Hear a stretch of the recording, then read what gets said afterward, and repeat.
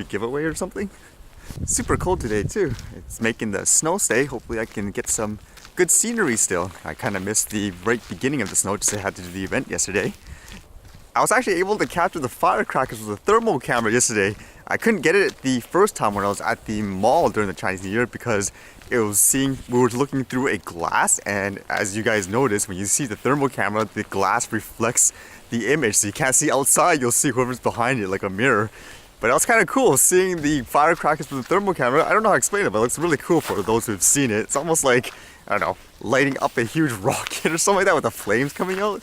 Interesting things I read today. Apparently there was some kind of drone or something like that. Like Samsung has a patent for it.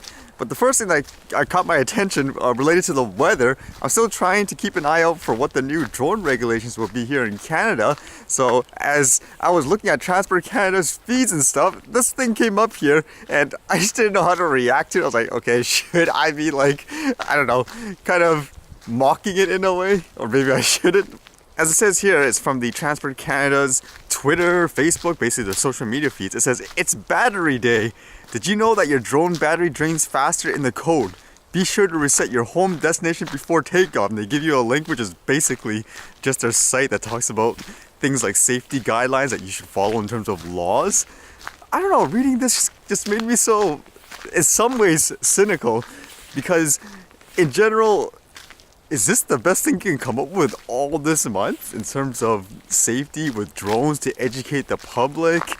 Because for me, I was even saying when I started to fly a drone, the Transport Canada site was one of the most useless sites for me to learn how to fly a drone to be safe. Really, the only way was to get out there and to start flying, and I think YouTube videos were actually a lot more useful. Which is why I think about this battery day too, like the cynical part anyways, because it's telling you to reset your home destination because the battery might not last as long from where you are. But I'm going to say, you know, with your regulations, if someone's flying something like this, a Phantom, they probably can't fly anywhere.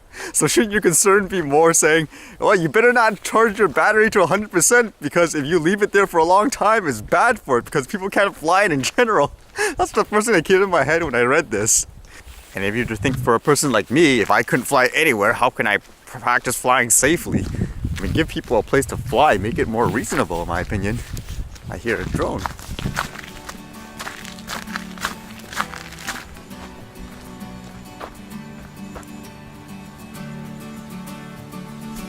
And yep, there it is.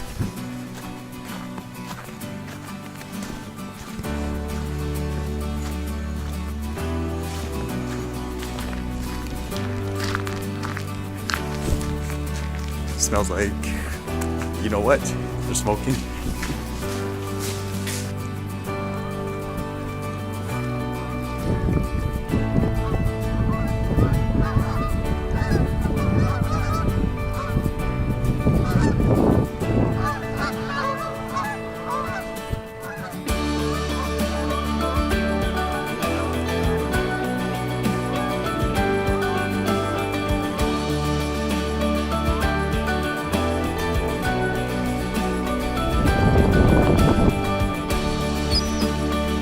That was a nice surprise. I was just flying, this gentleman came with a boat, and I was like, hey, can I capture you? He's like, go ahead. You could joke, oh, you're lucky I'm down here and I can't reach it. Even that example, I was going to say, see how easy it is for people to share the space?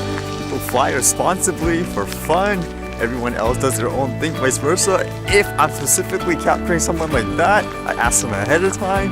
Just some basic common sense. If anything, I would say for Transport Canada, educate people that those things, they don't really have anything to fear about in general. So the other thing I read today was interesting, something about a Samsung drone. Apparently it was a patent that was caught, and it basically, like it says here in the title, it says Samsung patents a flying display that's controlled by your eyes. The drone would also potentially have voice recognition capabilities as well as GPS and a Wi-Fi based positioning system. And there's a little diagram for that, I don't know what you can make out of it. Samsung's latest patent is for a drone with an integrated display that's able to detect the face and pupils of a person as well as their hand gestures and position. The patent shows a unit that features a display at the center with 4 propellers on each corner. The patent describes a drone that can include a camera and observation system to transmit information to the main control unit. The system can track the user's eyes, head, hands, and fingers in real time. The drone's flight speed and direction can be controlled by moving your head, eyes, or hands, and the unit can also automatically track users without any additional gestures. And it says here with that picture, figure 3 shows the device from a side view. The patent describes a point manipulator that can change the inclination angle of the flight. And an interesting point here, it says the unit itself isn't limited to a quad rotor shape. It can be reconfigured to different forms. It makes me wonder if they're going to do that for things like phones, because even I said before, in terms of things like drones, trying to think beyond what the majority of the people are going to use. I wouldn't be surprised if you have things like a cell phone that will start flying in the air in a common way. Just like how, for example, these smartphones pretty much replace a lot of cameras for a lot of people just because they take pretty good quality photos and it's portable. This does sound more and more like a phone though. It says the unit may also include a gyroscope sensor, a motion sensor, a vibration system, and an accelerometer. Voice recognition capabilities as well as GPS and a Wi-Fi based positioning system are other functions the patent outlines that the drone could have. The application was filed on January 3rd, 2016 and granted on February 13, 2018. As usual too, it's just a patent. I know companies, they make patents all the time. It might not necessarily come to life, but it's, in my opinion, it's good to have more variety and more people making stuff like that so it becomes cheaper for everyone. Kind of reminds me of those gimbals, for example, like the stabilizers. Like before, when there was virtually no competition, a company could charge like what, $300 US, and now because this year there's more competition, virtually a better model now than the past one costs like something like, I don't know, 150 US just because of the competition. So the more the merrier in my opinion, so it's kind of nice to see stuff like this. Second last day, what to get?